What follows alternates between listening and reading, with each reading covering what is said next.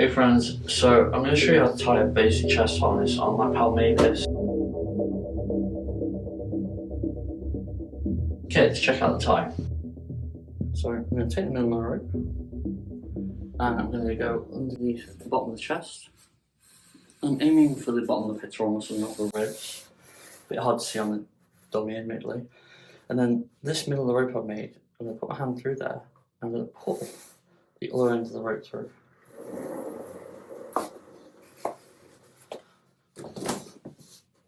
And you see here I've got a choice. I can choose to go this way to go around again, or I can go this way.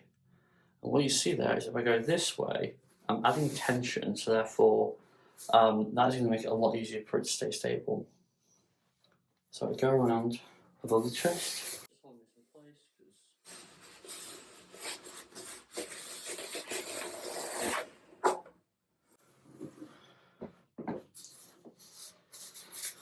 And then I'm going to go over and under here.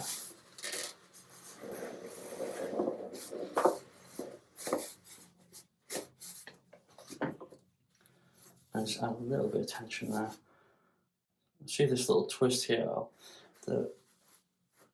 I'm not adding tension to this bit of the rope, I'm making it squeeze around itself a little bit more. And at this point I'm going over the shoulder, and I want to be staying away from the neck. I'm kind of going for the trapezius muscle on the side here, because that's going to be more protected. Over on the front here, over this first piece of rope, and I'm going to go over this bottom piece of rope. Again, I've got choices here. I could choose to go over and on this side and pull it up here. But the problem is it's not adding any additional friction for me. Let me show you what I mean. So if I were to go over the same way, but come up on this side, to go over the other shoulder,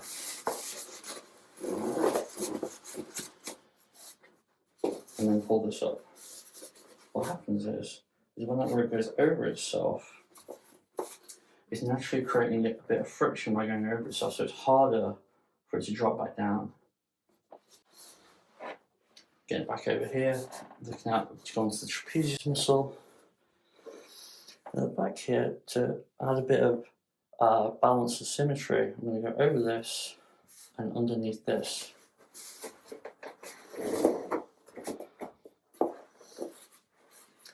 Like so.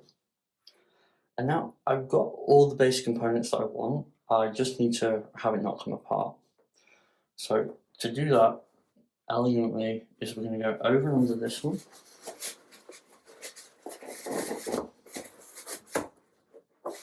And then over and under this bottom one here. And what that's done is it's locked both sets of wraps and created a nice piece of friction on there. Okay, now you notice I've got this bit of rope left over. What I'm going to do with that? I haven't got enough to make more passes around the front, so I can't get all the way around again, so I can't do something nice with that. What we can do is burn it up on here. I can weave between these necklines.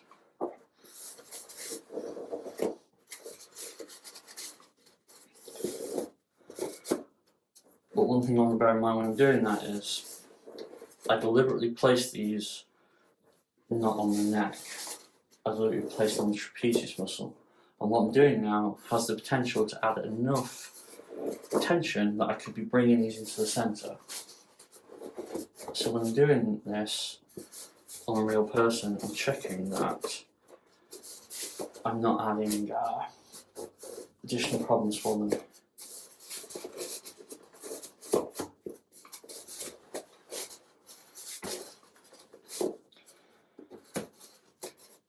So you notice that one of my ends is longer than the other one. I can balance that out by just making more passes with the longer end. If I wanted to at the end here, I could just tie one to the other. I'm not a huge, I like the, a lot of people like the aesthetic of how this looks at the end with this kind of like ribbing going up the back. It's not my ideal for play, if I can help it, because it means that if I want this off, I've got to undo all this ribbing.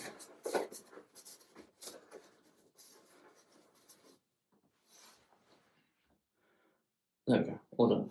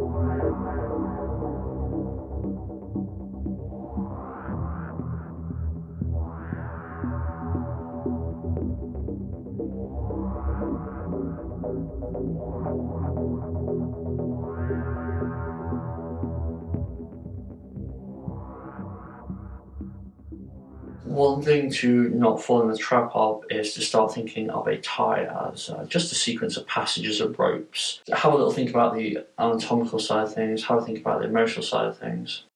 Issues with this particular tie, so I've tied over the chest at 2 points here. Like, if I was to go too tight with that, I'm going to start limiting the ability of the diaphragm to expand and contract. You can feel that out for yourself by if you put even just your hand on your chest. If you did that super gently, you could feel like, what's it like just to have the surface of the skin compressed? And then as you push a little bit harder, we're talking about going down to like the subcutaneous layer. And then if you went harder, really pushing yourself, then you can start to feel what it's like when you have your diaphragm being compressed. You can feel that makes it more difficult.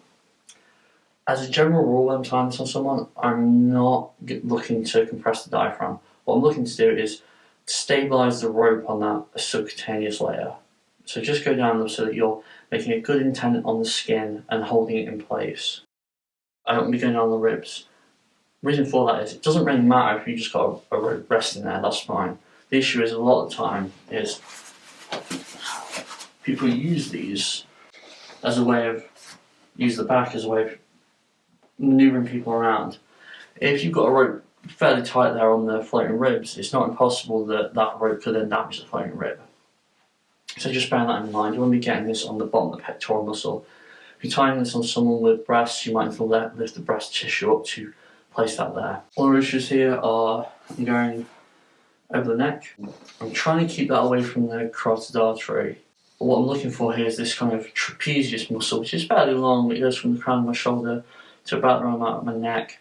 And you can flex that to feel where that is. Okay, so I mentioned the emotional / play aspects of how to tie this. It's really important to me that people understand that you can tie a basic tie like this with just one piece of rope and it can still produce an interesting play session. So I recorded a non-sexual, completely clean session with Lolita Lilac. So we played for about 15-20 minutes just with this tie, and I think it's a really good watch. Hey friends, I really hope you liked the video. If you did, please drop us a like, and if you can, subscribe.